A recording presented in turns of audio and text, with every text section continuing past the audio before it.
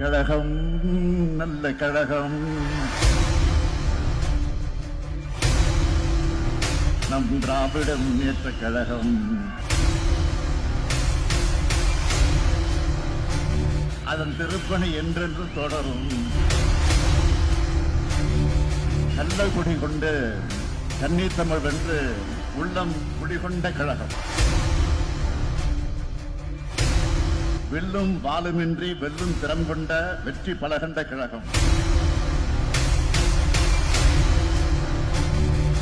அன்று அறிஞர் வழியில் வந்த கழகம்.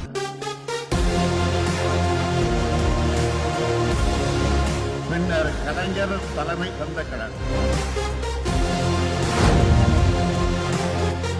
அன்று பிள்ளை நிலவான கழகம்.